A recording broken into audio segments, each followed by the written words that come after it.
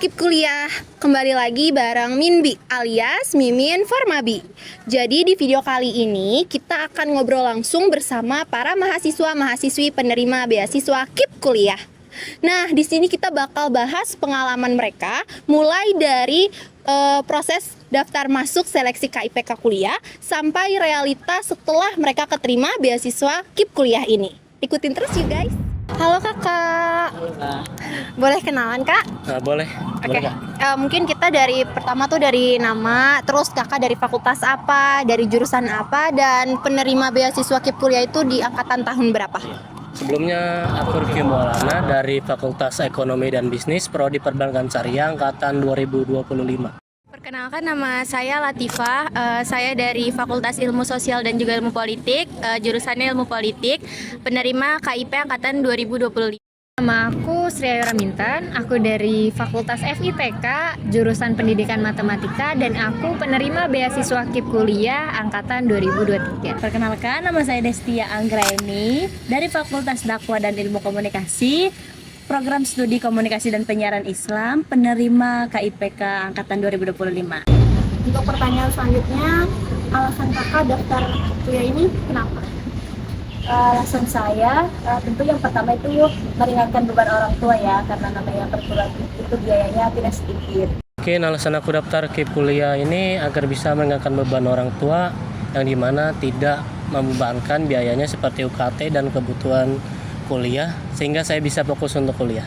Tentunya kalau dari saya sendiri karena ada faktor ekonomi, jadi diri saya sendiri ingin terus mengejar mimpi, ingin terus kuliah, dan saya merasa saya bisa untuk memanfaatkan dari kebijakan pemerintah mengikuti KIP kuliah agar kuliah saya tetap lancar, tapi juga saya nggak perlu memikirkan tentang biaya seperti itu. Nah, selama proses seleksi masuk KIP ini tuh di tahun kakak seperti apa, dan menurut kakak yang paling penting dalam seleksi ini tuh apa, dan susah gak sih?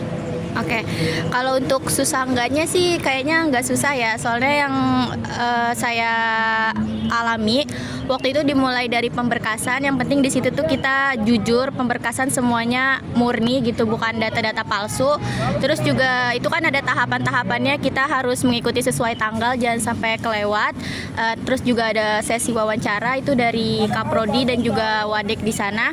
Nah, pas lagi di wawancara itu yang paling penting kita harus jujur sih. Kalau ditanya apapun, jawab seadanya, sejujur-jujurnya, jangan dilebih-lebihin, jangan dikurang-kurangin.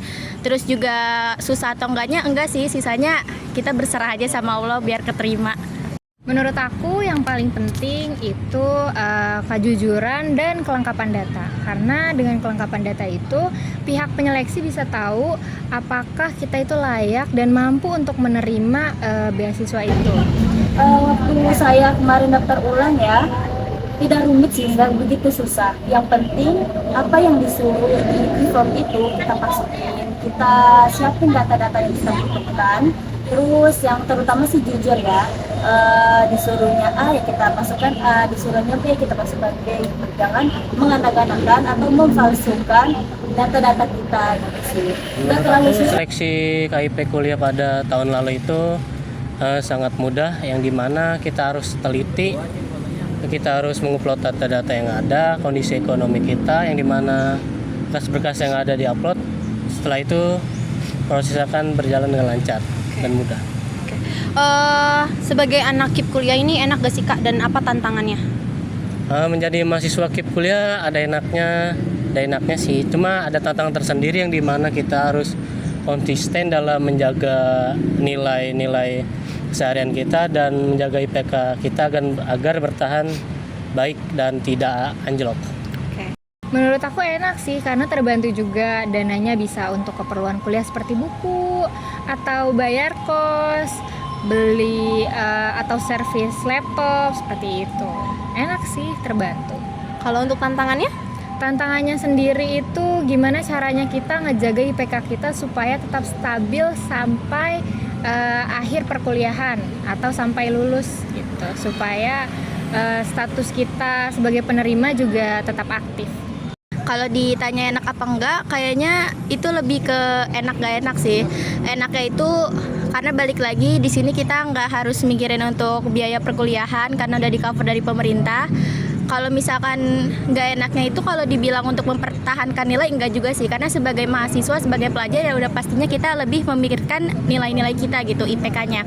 Cuma kalau yang dibilang lebih nggak enak atau tantangannya itu di tuntutan sosial sih. Kebanyakan dari anak IPK itu dipandang sama mahasiswa lain yang mungkin nggak mendapatkan KIP, itu tuh mereka melihat anak IPK tuh yang bener-bener kayak kita bahkan mau hidup pun susah gitu. Misalkan kita bisa nongkrong, main, itu tuh pasti yang kayak bakal dapat omongan gitu. Makanya bisa dibilang lebih ke tuntutan sosialnya, karena di situ kita bener-bener harus ngejaga gimana sih anak KIP itu harus berperilaku gitu. Karena kalau misalkan diikutin dari omongan orang terus tuh susah gitu untuk jadi anak KIP, karena banyak banget pasti omongan-omongan dari luar yang bisa bikin mental down juga kadang gitu kan. Cuma itu aja sih kalau misalkan untuk prestasi terus keaktifan organisasi, menurut aku itu udah kewajiban sebagai mahasiswa juga untuk namanya kita kuliah buat cari ilmu, pastinya pengen yang terbaik gitu.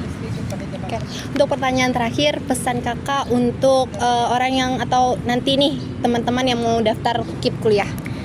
Kalau dari aku sendiri pokoknya rajin-rajin untuk lihat dari IG-nya Formabi KIP ataupun sosial medianya di YouTube, di TikTok juga buat nggak ketinggalan info. Terus kalau misalkan udah ada info, jangan lupa untuk dibikin note di kalender gitu ya, dibikin tanggalnya untuk mempersiapkan data dari sekarang biar nanti nggak keteteran dan nggak ketinggalan. Pokoknya jujur dalam seleksi, keterima nggak keterima itu urusan Allah juga, karena kan kita udah berusaha. Terus kalaupun nggak keterima jangan menyerah gitu.